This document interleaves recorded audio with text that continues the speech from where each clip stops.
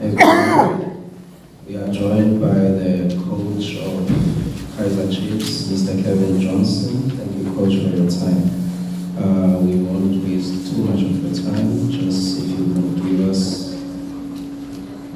can give us your impressions of the match, coach. Good evening, ladies, gentlemen.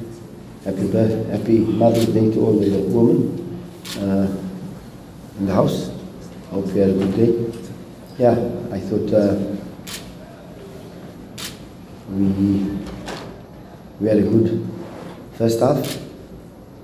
We should have scored more than the one goal, but then you know when you play and you get an offside goal against you, which I think was clear, and then during the first half as well, the officials lose their communication, which I also thought was very strange. How do you lose your communication 15 minutes into the game? Because that affects the decisions you make sometimes, because you've got no communication with the fourth official or your teammates on the side, because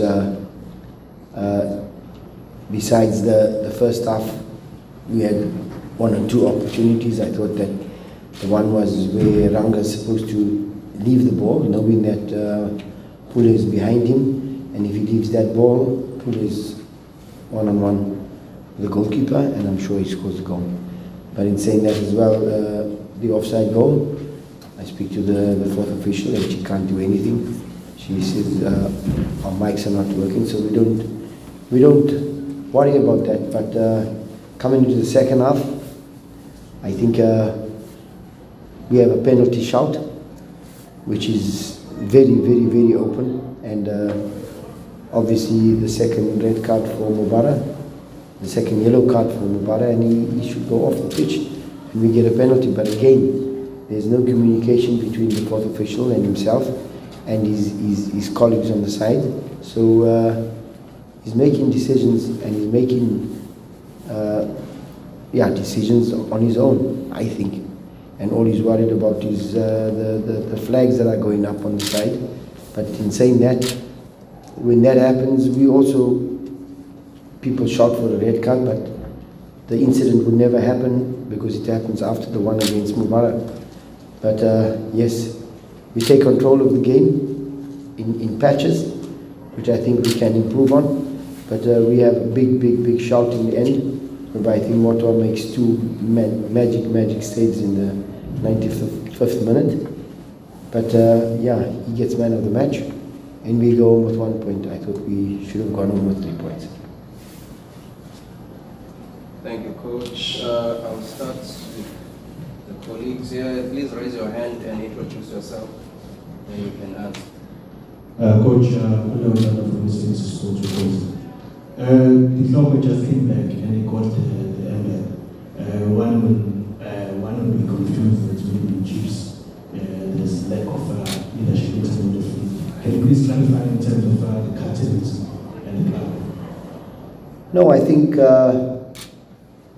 there's about 3 or 4 captains in the Chiefs camp, and Yusuf is one, Simango is another,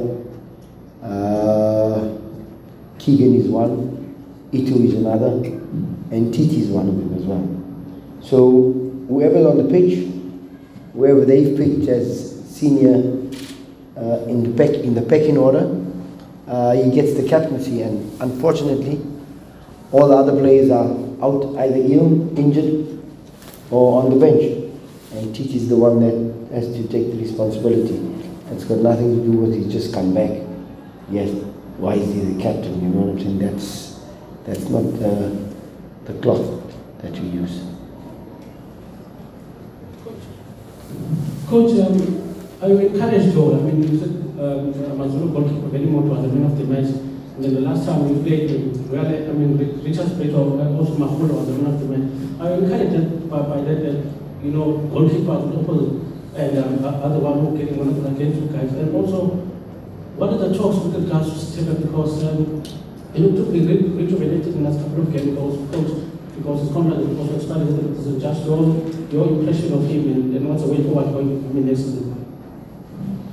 Yeah, I mean, it's the second goalkeeper who gets man of the match against us. I'm in one moment, you've got to say the goalkeepers are good because they are players just like all other players within the 22 men that plays on the field. And if he happens to get man of the match, then so be it. But it has to be my team. If it's the opposition's goalkeeper, then I have got to get my team to make sure they're a lot calmer and a lot aggressive in putting the chances the way that we do get. And I thought we had clear chances where the goalkeeper really, I thought he made good chances. But that's the way football goes. Sithebe? Yeah, Sithebe is doing well. As far as football is concerned, I think he spoke the other day in the newspapers where he says, we're not really worried about the contracts at the moment. What he's worried about is playing football, and he's getting the opportunity to play football. And you know, when you see people like that, then you appreciate what he does for himself as a human being, what he does for football as a human being, and what he's doing for football for Kaizer Chiefs. The contract issues and things like that, he knows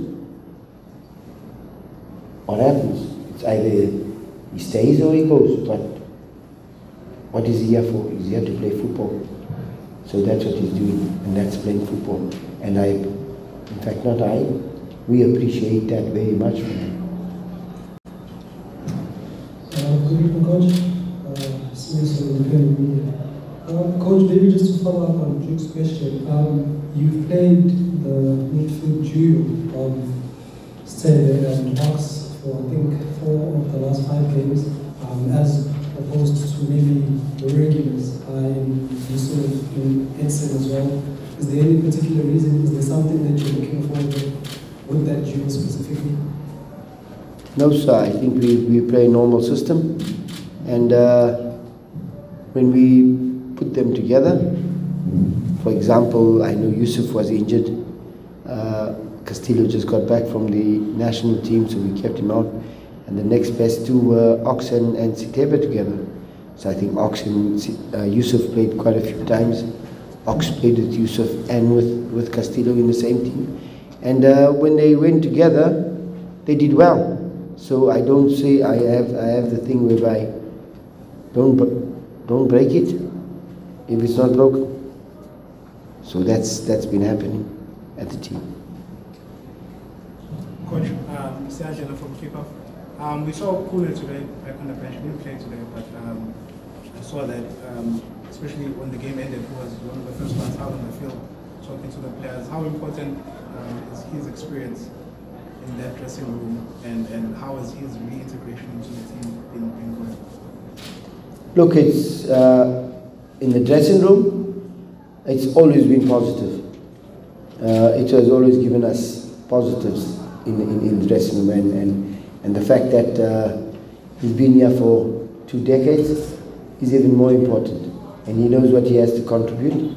He's back on the bench now because we know that Brandon got a red card, so it was touch and go for him whether he was going to make it, and the gods of football gives him an opportunity to come on the bench in the last few games while Brandon is out, but then they have to fight again to see who goes second. But at the moment, Bruce is there as the number 1. Okay, colleagues, just the last 4. They like you here, Coach. We'll take Zachary after the lady, and then the last 2 that side. Oh, sorry. The last 3 you've asked. Good evening, Coach. With only 2 games remaining for Kaizer Chiefs this season, how vital is it to keep that top 8 spot and probably move up as well? I mean, we are sitting at number 8 right now, and I know one of the objectives was to practically to the top 8. So how vital is it to maintain that spot and probably move up as well? At the moment, like I said, week before last, it's about winning every game, and the top 8 is very important to the club, and You ask how vital? It is very vital. You have to take the next 2 games as cup finals, and we tried to do that in the last 6 games, whereby every game we play is treated as a cup final. And you can see last week's game, this week's game, the game before. I don't think the club, the team is playing bad football. Our problem is we're not putting it in the back of the net. Hi coach, Mr. Kelly from Sithebe. Is there some reason in which coach where coaches will be required to vote for every season? Who has impressed you this season? I don't know, I didn't hear everything. What did you say? I was asking about who has impressed you in the potential for player of the season in the PSL. Oh, there's quite a few people. The number 1 that comes to mind is Khune, and the other one is Ron Williams. I mean, they've played in the African Football League. They came in CAF, and they've done very, very well. Do you want another one? Give us another one, coach. Yes, top 5. Hi, coach. I'm the news from Dstv FM. Coach, just want to have your thoughts on decision making in the final third today. Just your impressions on that. You did say obviously that some decisions went against you in terms of the officiating, but how would you assess your boys in the final third today? Yeah, look, I thought we did not do what we do at training and finish, and like I said, if we were a little bit more clinical, then the score would have been our way. Didn't go today, we have to go back. We've got 2 more games left, and we've got to make it up for ourselves. Hi coach, you've been with this team, or you've been in charge of this team since October, if I'm not mistaken. One would say probably you know A up to Z of the team. If you were to be maybe an advisor of someone as far as strengthening the team is concerned, which position would you pinpoint and say are the most important as far as strengthening the team ahead of the season is concerned? I think you're asking personal questions.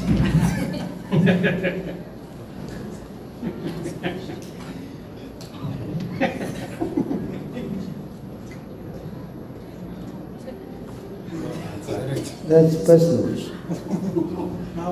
The club is coming to an end. We are completing. And yes, if there was an advisor, then I will give him my advice on where I think the club needs to get better players. I think I will give him advice as to where the club has got good players and where the club is going to go in the future. But it's a major institution. And if Cavin Johnson has to say, then it's not true. Just one final one, coach, on behalf of the mothers, for Mother's Day. Not saying anything else. Coach, last one will be Glenn from Highway Radio. On your team, when it comes to managing a game, I've seen a couple of games, like the past games, you guys were leading, but you failed to manage that and winning the games, like continuing games, and then in other position terms, scoring or equalizing the game. How are you planning to do that in the last 2 games that we have? And since you said that you're looking forward to into finishing into the top 8. I mean, the last team number 9. The Polokwane City that are going to play in the next game, they also were the same points as you. So how are you planning to do all of that in the last 2 games? Yeah, it's been work in progress for the last few games, whereby we lead the team and we tend to give away soft goals in order for the players to come back at us. And when that happens, we're not aggressive enough. We're not calm enough in order to maintain our lead and go forward and score the goal that will seal the game. We allow, like today you saw, the goal that was scored is offside initially, there should be a free kick before the guy crosses the ball. But in saying that, we also switch off for 1.5 seconds and we give the guy 2 meters in order to cross the ball. So there's a lot of factors that you've got to work on, a lot of factors that you've got to show the team. But in saying that, when you go back and you see it as an offside goal, then that's not the reality of the football game. And that does not put a good taste in your mouth when you draw now and you don't win the game. Thank you, Coach. Good luck. Thank you, guys.